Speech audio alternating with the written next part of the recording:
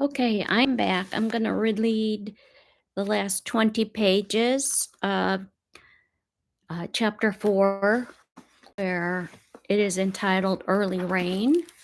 And this is King George V.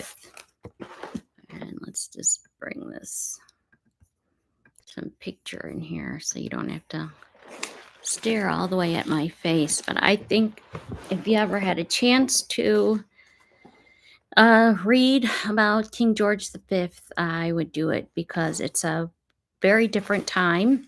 Again, he held the English Empire together back in a time where two countries had lost their monarchs, which is Russia and German,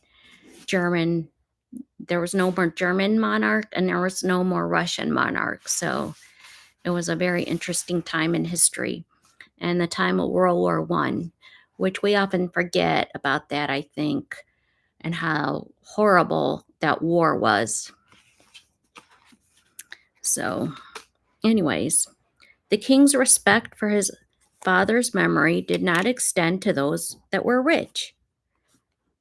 Restless cosmopolitans who epitomized the Edwardian era.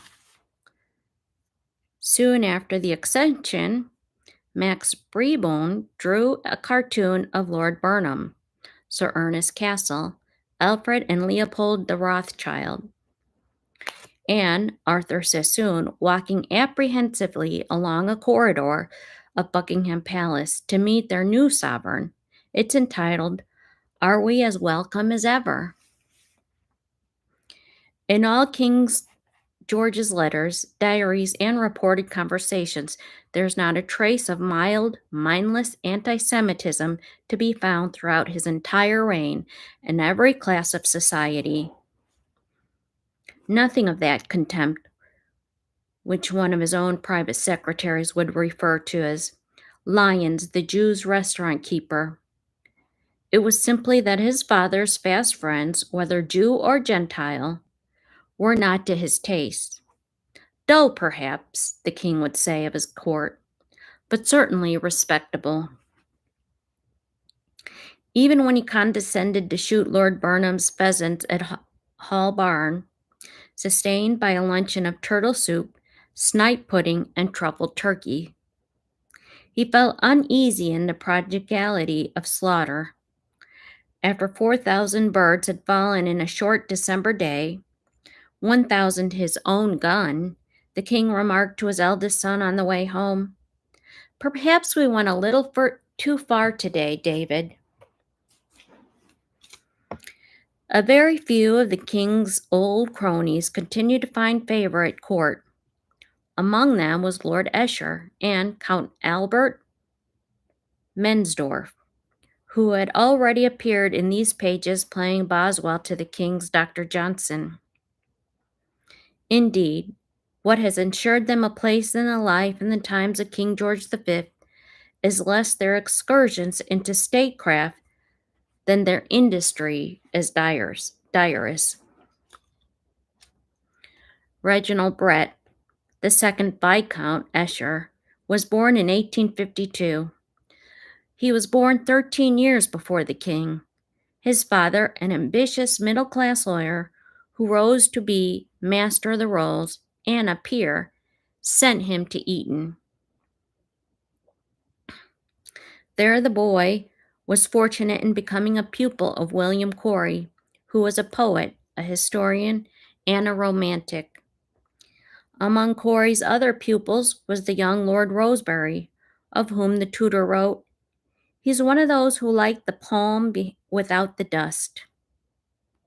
Rosebery did nevertheless win the palm, only to reject it for its very dustiness. He was prime minister for 15 months in 1894 and 1895, after which he never again held or sought to hold office. Usher had even more fastidious disdain to enter the race. His ability to be measured not by the offices he held, but by those he refused.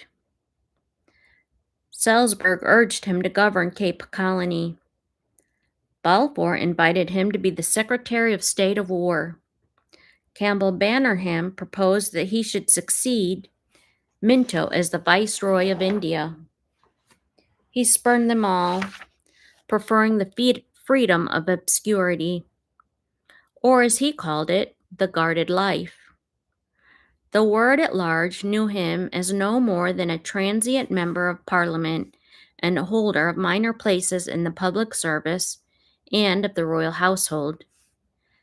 Esther's career owed much to Rosebery, much of whom's last acts as Prime Minister was to appoint his fellow Etonian and friend as Secretary to the Office of Works.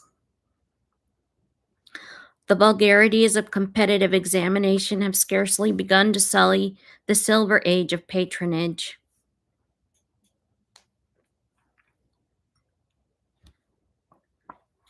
Responsibility for the royal palaces brought him to the notice of Queen Victoria and her family.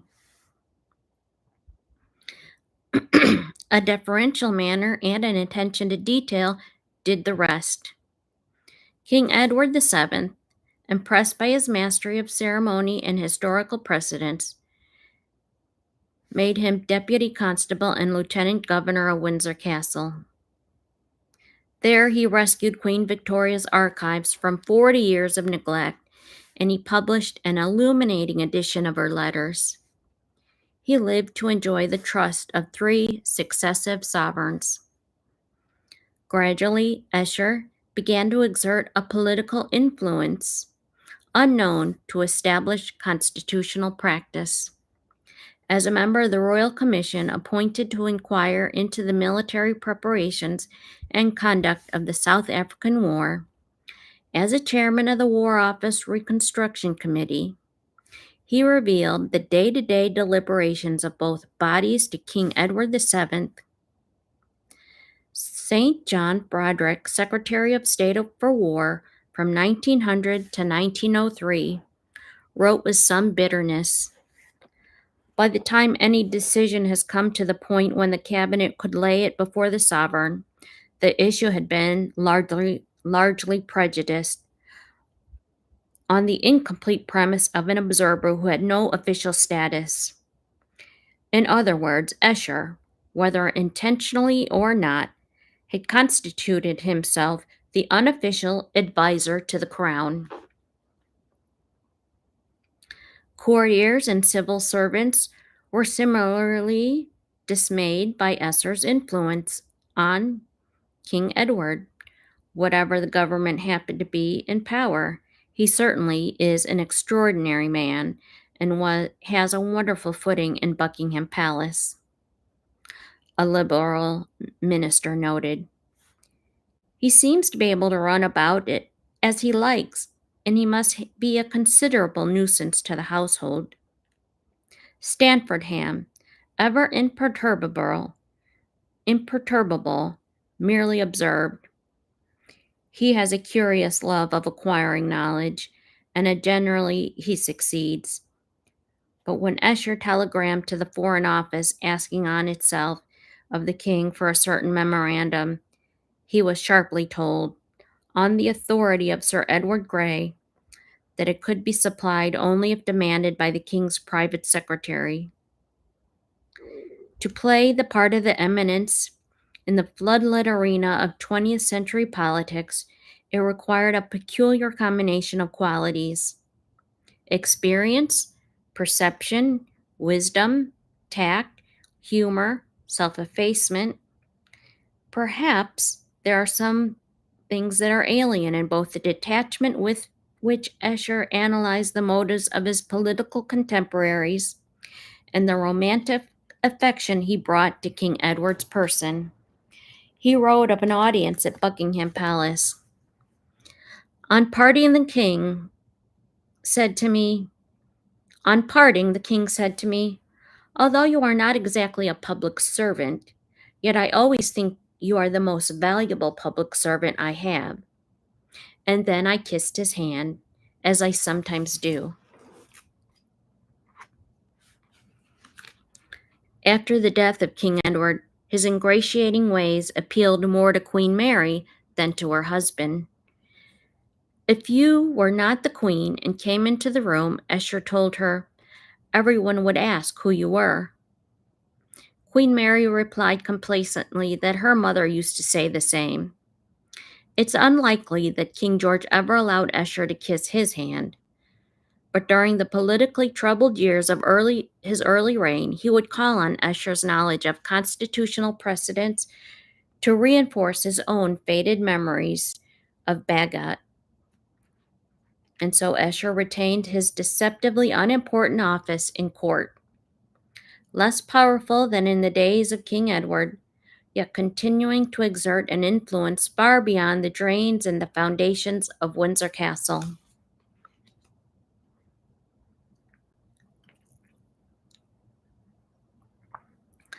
Albert Mensdorff, the Austrian ambassador, he was another relic of the Edwardian age, who survived into the next reign. In contrast to Esher, he established a far closer intimacy with George V than with Edward VII. He spent much of his diplomatic career in London before being appointed ambassador in 1904. He was then 42, the youngest of his rank in Austrian service. Although he did not neglect work, he preferred pleasure. He could scarcely hide his dismay at the change of the government in 1905.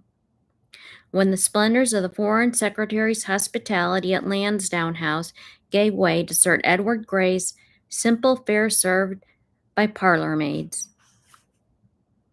King Edward complained that the ambassador spent too much time at house parties and race meetings, although he does not know a horse from a cow. And Robert Vansittart, a future permanent undersecretary at the Foreign Office, called him a flabby tabby, an Anglophile, but impotent. Mensdorff, even less esteemed in Vienna, the Minister for Foreign Affairs, Baron von Ehrenthal, believed that the ambassador had so fallen in love with England as to be incapable of pursuing Austrian interests. Again and again, it was rumored that he would be withdrawn from his post. Although, how then did he survive in London from 1904 until the outbreak of the war in 1914? His privileged position at the court of St. James outweighed any professional shortcomings. Count Mensdorff Puli Dietrichstein, to give him his full style, was a cousin of the British royal house twice over. His grandmother was a sister both of the Duchess of Kent, Queen Victoria's mother, and of Ernest I, the Duke of Saxe-Coburg-Gotha, the prince consort's father. In Vienna, his colleagues called him Royal Albert, but they envied and respected his intimacy with the successive British sovereign. Queen Victoria invited the young secretary to Windsor, where he played the part of Charles II in an elaborate Van Dyck tableau. He also was a guest at Sandringham for the Duke of Clarence's ill-fated birthday party in 1892. Mensdorff, too, was caught influenza but survived. In the later years, it is true, King Edward, he would vent his rage on Mensdorff when displeased by the anti-British tone of Austrian newspapers. A fellow guest described him after one such encounter as looking like a whipped hound. Yet it was the king who saved his career by warning Vienna that Mensdorff's premature recall would damage Anglo-Austrian relations.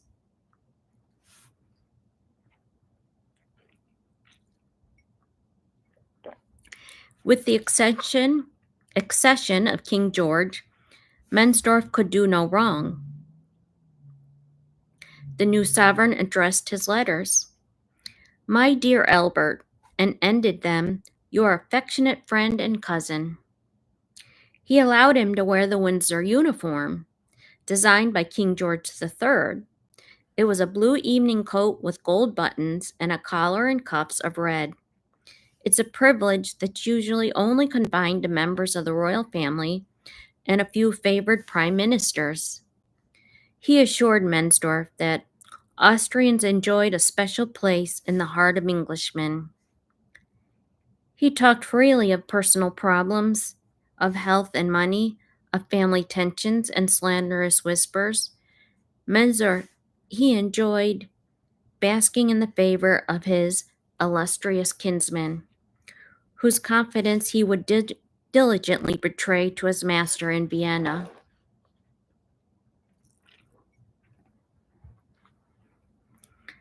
Both Escher and Mensdorff, they were busy with their diaries during the first summer of the new reign. And as a guest at Balmoral, the king's Scottish retreat, Escher noticed how things had changed. It's altogether different here from former years. There is no longer the old atmosphere about the house, that curious electric element which pervaded the surroundings of King Edward. Yet everything is very charming and wholesome and sweet.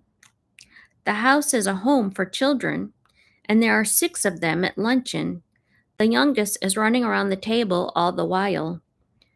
The Queen knits in the evenings. Not a sign of bridge. The King sat on the sofa, talking with me about bedtime, until bedtime. We go to bed early, which I like, and breakfast is at 9. Last night the French governess sat on the King's right hand at dinner. Imagine the corridors of Berlin or Vienna if they could have seen.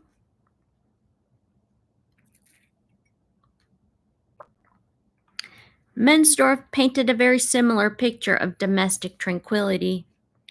Here I am, staying at Balmoral with a third generation of the family in succession. How times change.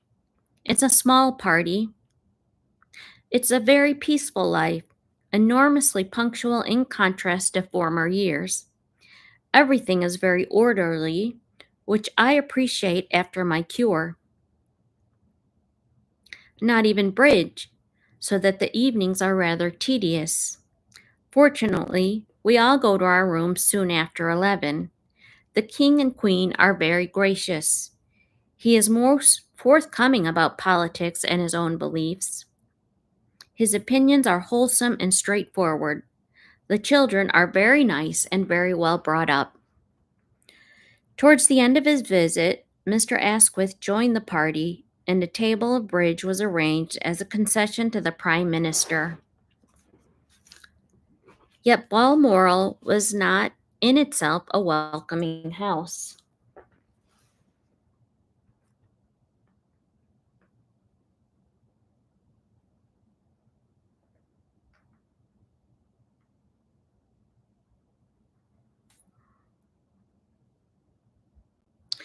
Bought and rebuilt by Prince Albert in the baronial style of tower and turret, it looked handsome, handsome enough from a distance.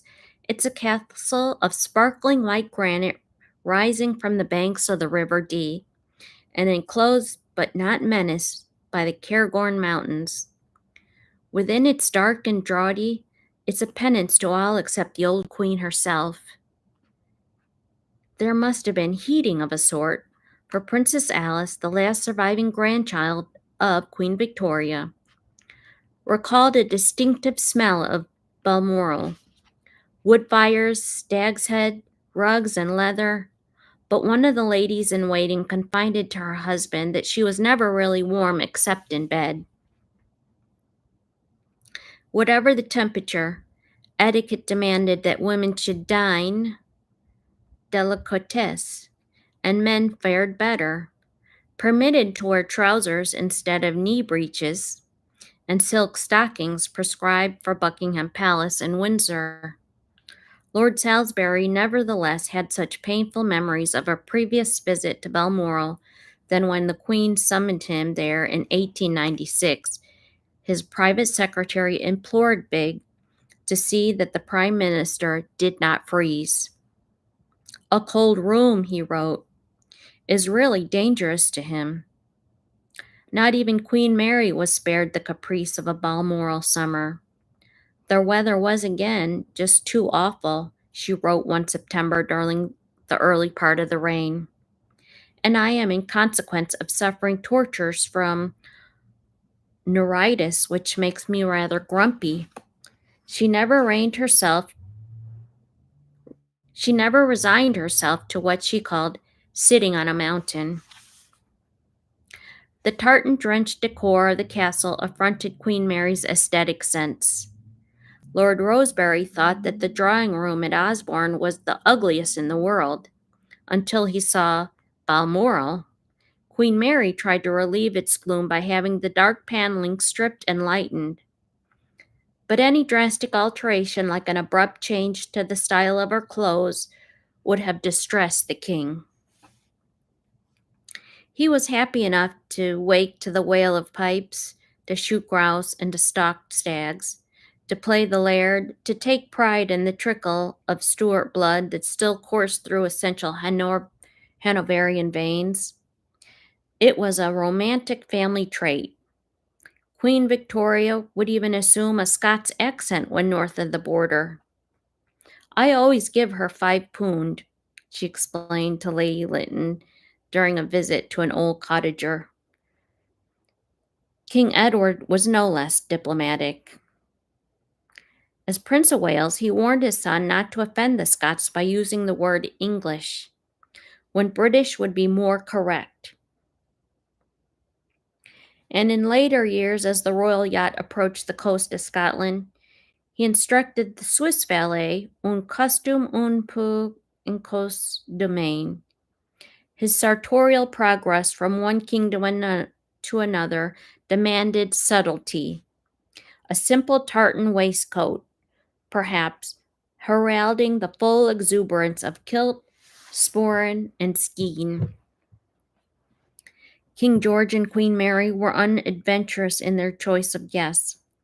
Balmoral house parties usually included Esher, Mensdorff, Canon Dalton, Archbishop Lang, and an occasional soldier or pre-council such as Kitchener and Curzon, although not together.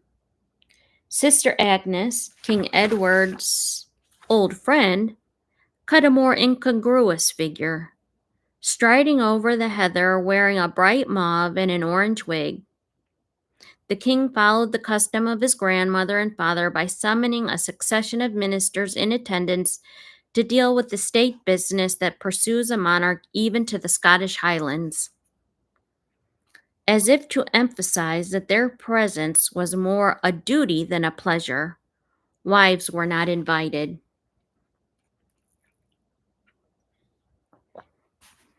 One of the first ministers to arrive at Balmoral was Lloyd George, Asquith's Chancellor of the Exchequer, whose budget of 1909 had provoked a constitutional crisis between the two houses of Parliament. Although taxes on land did not commend themselves to the Squire of Sandringham, the king proved a genial host. Lloyd George wrote to his wife, "The king is a very jolly chap, but thank God there's not much in his head. They're simple, very, very ordinary people, and perhaps on the whole, that's how it should be."